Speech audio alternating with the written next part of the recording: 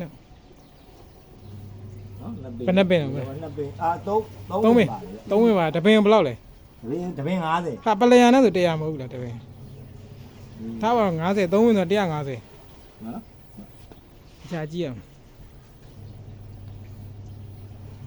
ဟောဒီမှာနှစ်ပင်ကြီးပါ ကျွန်တော်မှတ်ထားတယ်အားလုံးကဘယ်နှပင်ရှိသွားလဲ ရှစ်ပင်ကြီး 10ပင်ရှိသွားတယ်နော်10ပင်ဆို400ပိုင်ဆိုင်သွားပြီ ဒီမှာနှစ်ပင်ပါ ဟုတ်ပြီ10ပင်9ပင်10ပင်အားရောမြဲလိုက်တာ900ပိုင်ဆိုင်သွားပြီအားရောက်ရေးအေး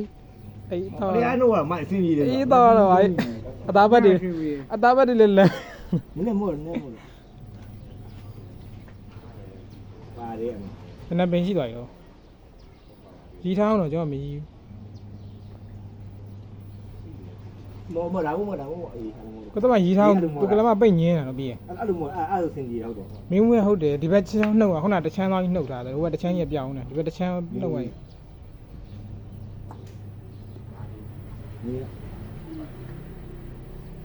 သုံးမယ် သုံးဝင်ကျန်းလိုက်တယ်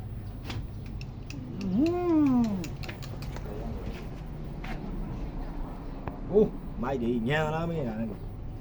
ဥစားလို့နည်းပြန်မော့တာလေငါခေါင်းလှူလိုက်လို့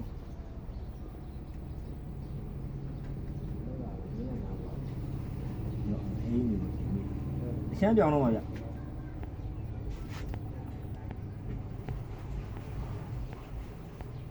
ာ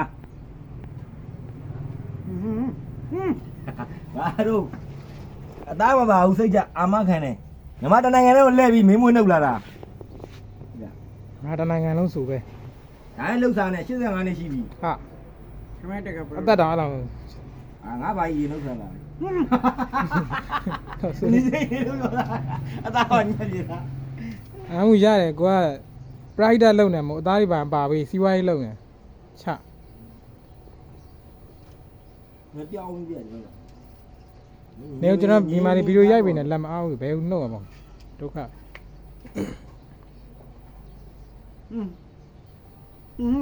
ဘာလို့ဘာဦးသားမမင်းနေ ဘယ်တော့မှရီးထားတာဘယ်နှပင်ရှိ ဟိုသူကဟုတ်တယ် ဟာ ဟာတဲ့ငါထိတ်ယူလိုက်လို့မပါဘူး အဲ့ဦးရရပါကွာပလေရကြီးငါစက်သိန်းနေထား ရလိုက်တော့